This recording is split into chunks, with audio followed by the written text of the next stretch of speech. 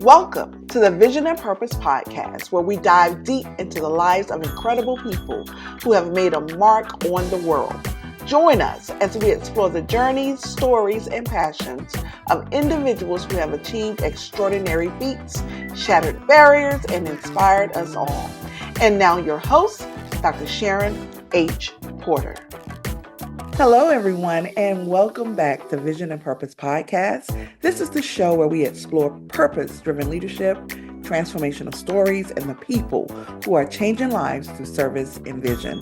Today, I'm honored to welcome a powerhouse leader and visionary, Mrs. Rashida Dore-Wilson, the founder of the Ignite Nehermiah Leadership Institute. With a mission rooted in equipping leaders to influence culture, transform communities, and lead with biblical boldness, Mrs. Dore-Wilson has created an experience that's so much more than a conference. It's really a movement. The upcoming institute takes place June 5th through the 7th, 2025 in beautiful National Harbor, Maryland. It is drawing leaders from across the nation for a 3-day journey of spiritual growth, strategic leadership development, and divine purpose alignment. And today I want to say welcome to the show, Mrs. Dore-Wilson. Thank you. Thank you so much for having me. It's an absolute honor to be here. Absolutely. I'm just so excited and just learning even before we went off camera that you actually started this in Huntsville, Alabama. That is correct. I did. I started it, I would say 2020. And the intent behind it was to create a space or a community for women who are advancing in leadership, but that also are representing the kingdom in the marketplace and trying to bring those worlds together in an impactful way. I love that. That really is so needed, first of all. And so how many years is this the first year it's in Maryland? Yes, so we did a soft introduction to the Ignite. Well, Nehermiah Leadership Institute is the actual organization that I started to empower Black women in leadership, in management, advancing in the marketplace. And an Ignite is an experience associated with NLI. And so we did a soft introduction to NLI probably about 2 years ago. We just had a nice little lunch and we invited about 30 women and just shared the vision with them. And they were extremely excited. And so we paused on doing the conference because we really wanted to make sure we got our roots in and we kind of understood how to navigate the space in this area. This is obviously a different culture and climate than it is in the Huntsville area. And so now I feel more comfortable with introducing the value of the Ignite experience to this area. I love that. What sets it apart from your traditional leadership events or even church conferences? Absolutely. Great question. So I think the defining factor when it comes to Ignite is that we understand that when you are called to kingdom work, that it's outside of the four walls of the church. However, we have to be very careful with what we take out of the church space and bring into the marketplace, right? We've got to be intentional about how we do that. And so at Ignite, we have a number of sessions and fireside chats and conversations on how to show up as your authentic self without leaving the kingdom component of your life at the church, but at the same time, being able to ingratiate into environments in a seamless and impactful, but non-threatening way with wisdom and strategy. And so we talk about how you encourage someone and you pray with someone, but it may not look like what you do at church, right? We talk about how we show up as a light and then we show up to make impact and how we show up at tables that we've been invited to in corporate spaces, in boardrooms, but we show up with wisdom and strategy and precision on how to come in and come out by being a disruptor without being disruptive. And so there's a lot of that kind of discussions and really challenging women to show up and be their authentic selves. And I think the main differentiator, however, is that we are changing the narrative when it comes to Black women in leadership and Black women in community, right? We are here to help each other advance. We're here to help each other thrive. And it's really indicative of my personality and my heart when it comes to what this needs to look like. Winning together, supporting each other's success, and helping to advance one another in the next level of leadership. I really love this because it's designed for a special type of woman, right? Like you have really, in my opinion, really carved out a niche that is very unique. Mhm. And I love that. And so for individuals for the first time attending this, what can they expect to walk away with? Absolutely. So I think the first thing that women will experience when they walk in the door, this is my heart's desire as the host, is that they experience community upon arrival, right? There are women in this room that look like me, that are dealing with some of the same pressures as me, dealing with some of the same challenges, right? Microaggressions, imposter syndrome. We can go down the list. Self-efficacy. Do I belong here? Can I do the work? Can I do the job? And given the current political climate, I think it's critically important that community be presented to people. And this is why I think a lot of people need community. They, one, don't know where to find it. And then they, two, don't know how to really get into the space in a way that's healthy, right? We have traumas as women, Black women, maybe even. And sometimes those things prevent us from healthy engagement, which then keeps us from the next level where God wants to take us, wants to seat us, and wants to use us. And so they can experience community at the gate. They can experience collaboration and connections that are intended to be extremely pure because that's how I operate. We're not here to be opportunists, but we're here to figure out how we can leverage the genius of our sisters and brilliance of our sisters with also sharing our genius and brilliance with them. If you need something from me, Dr. Porter, I should be able to say, hey, sis, I've got that. I can help you with that. And vice versa, right? So there's a mutually beneficial experience. And then knowledge, right? We've got some heavy hitters. We just confirmed Aisha Brave Boy will be in the building. We have Dr. Felicia Williams, the president of PG Community College. We have Dr. Rachel Ballard coming all the way from Huntsville, Alabama. Dr. Latricia Davis from Rochester. I mean, we've got attorneys in the room, SVPs. And so we're going to talk about how to be your audacious self, but we're also going to talk about the track or the plan or strategy to get into C-suite or high-level positions, how not to bump your head, the do's and the don'ts, all the things. So I love it. And there's really a powerful focus on both spiritual depth as well as practical leadership tools. How do you balance those two aspects throughout the 3 days of the conference? absolutely. Fantastic question. So, the Thursday night is a virtual component. We'll have a number of personalities in the room, a number of leaders, types of leaders in the room, and that will be all virtual. So, if you don't register for the conference, you can be a part of that.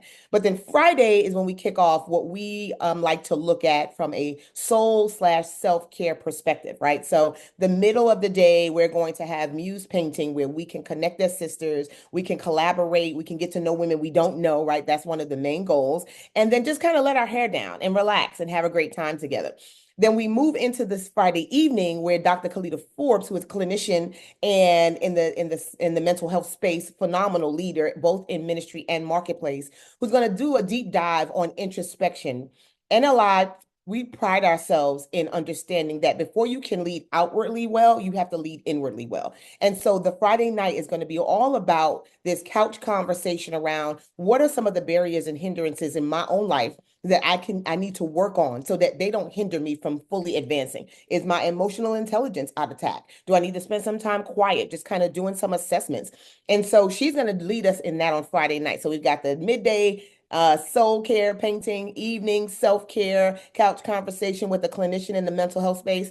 And then we transition into the Friday where we'll have a conversation for individuals that are both in ministry, marketplace, and even running their own or aspiring towards their own business. So we'll have something for the entrepreneur, that person working for someone else's organization, but leveraging those skills to maybe build a side business of their own, which was my story, or the entrepreneur fully engaged in working their business for the kingdom. And it's going to be called a builder's breakfast. So that's Friday morning. We'll have a builder's breakfast. We're excited about Pastor Ishmael Wilson, a local business owner, very successful business owner who's going to lead the charge in that space. And yeah, and we're excited about that. This is the first time we've had something like that with Ignite, and especially a male kind of leading the charge in that space. And so we want to invite our gentlemen, a few of our gentlemen in the room, because we want people that champion our success. And then Saturday, all day Saturday, fireside chats, case study conversations. We want the women to lead. You go to conferences and people say, well, what did you gain? Did you enjoy it? Oh, it was great. And it's like, well, what did you learn? And it's kind of like, well, let me go back to the tape. And so we're hoping to have them lead with somewhat of a playbook where they have insight and wisdom that they've gained through this experience, through connections, through our facilitator who's going to do some meaningful networking, and through the conversations that happen on the various levels. So That's very exciting. I've been in this area now almost 30 years, originally from North Carolina. Okay. And I think you said New York, where you're originally from, but you've probably Yes. been all over. It's Right. something unique about this area, though, Yeah. this Yeah. Washington, D.C. area, the DMV. Yeah. And, just you can pretty much find anything you need.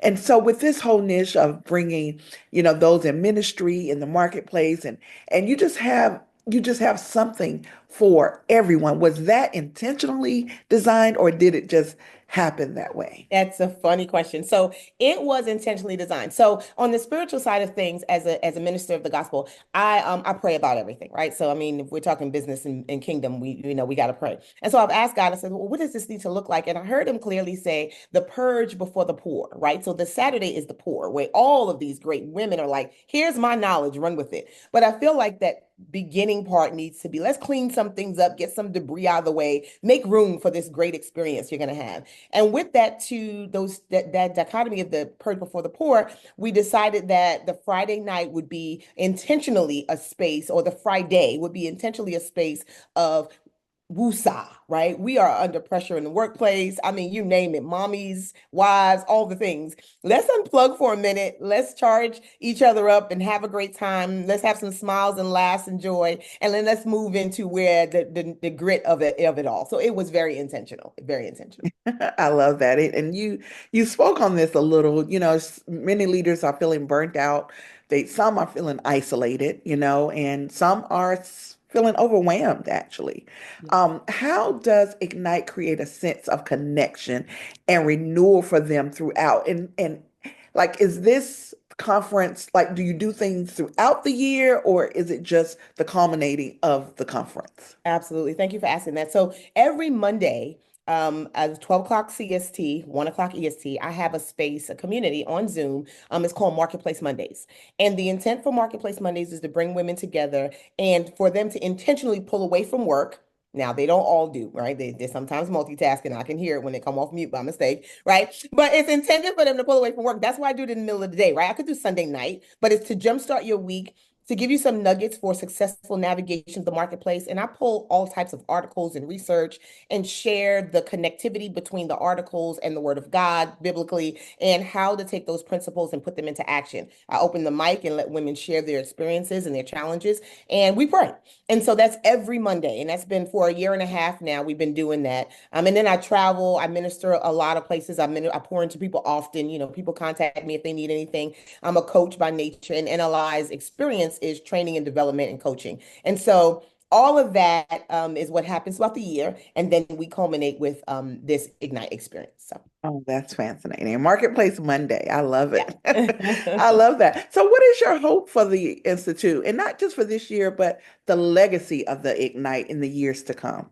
Absolutely. So I think when I first started this NLI, when I first started NLI, I was reflecting on my professional journey. And I remembered starting my career, if you will, at the age of like 14. My mom worked in a law firm, so had access to a law firm and I learned a lot while I was there. And so I didn't have the traditional internship experience, but I started working very, very early. I was able to observe a lot. I sat in rooms with attorneys that were of all types of background, nationalities, and genders. And I learned early on how to try to navigate that space, being seen and heard when necessary, and then knowing how to fall back. And so over the years, the experience as a professional has evolved. And in the evolution of my development, I realized that I would have been sharper in some areas had I had access to spaces, resources, connections, and relationships that could have positioned me. Now, I do know that many of that look like me. Let me say that, Dr. Porter.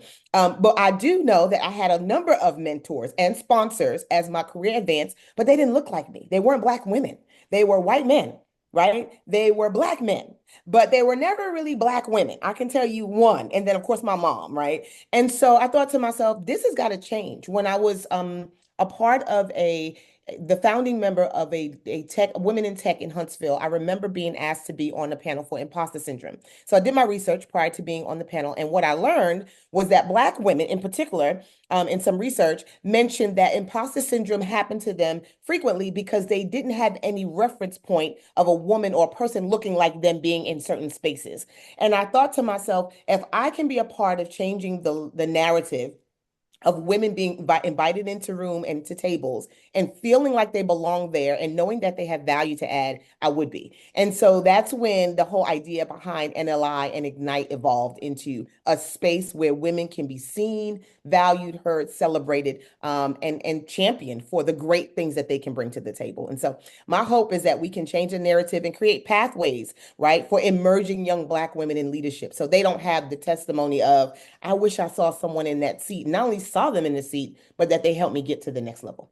I love that. Representation truly matters. Like that's just not a cliche. It matters. And so Yes. you spoke on mentors and sponsorships, and that is so vitally important. I just, I want you to expand on that a little bit because I think what I'm finding, because I too was like, I did not have that Black woman to Yeah, take yeah, me along, right? yeah, And so you end up giving what you wanted, yeah, basically, which is what you've done. yeah. But can you talk a little more about the importance of our successful Black women becoming mentors and sponsors to those who are coming behind us? Absolutely. Well, I will say this, we will have a conversation about that at Ignite. I will be sitting with one of my moguls. I like to refer them to my $1 million mentors, who is going to chat with me and talk with the ladies in the room about what that looks like and how we were able to do this for 20 years successfully. But I will say this.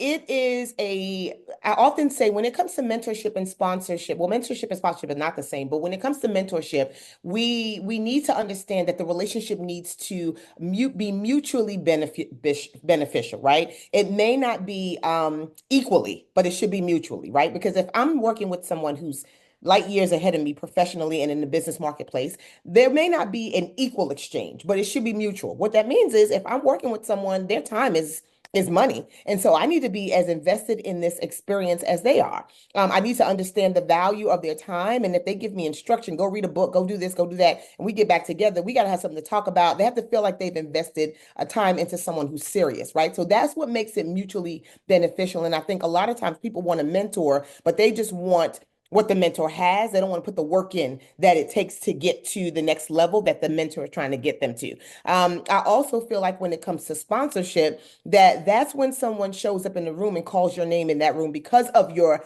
ability to operate in a healthy mentorship capacity, mentee capacity, and they feel like they can trust that your name being brought in the room or you being sent on their behalf. And I've had that happen throughout my career. I remember one leader, he would send me everywhere. And I'm like, why does this man keep sending me everywhere on his behalf? And I realized after some time that he was a sponsor of mine who trusted me in the rooms that he was not able to be in on his behalf, which is a big deal.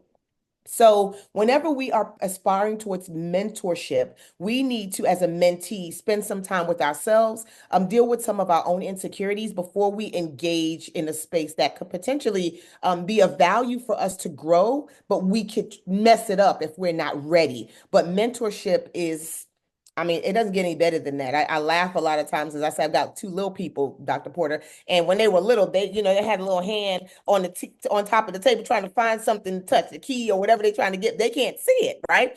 But because of my height and my position, the thing that they're trying to get their hand on that they can't see, because I can see it from my vantage point, I can hand to them. And Mm. so that's what mentorship is. There's vantage points that leaders have that they can immediately hand you something that you're spending a lot of energy trying to find that they can see immediately. And so it is vital. It's vital for the next level of success. So. It really is. Thank you for that. I can just tell this conference is going to be fire. It's going to be fire. I'm excited Excited. for it. Absolutely. So how can people register or get involved, whether that means attending, sponsoring, or just spreading the word about this amazing conference? Thank you. Thank you for asking. So you can go to Nehermiah. So I'm going to spell that, right? So it's Neher. So it's Neher.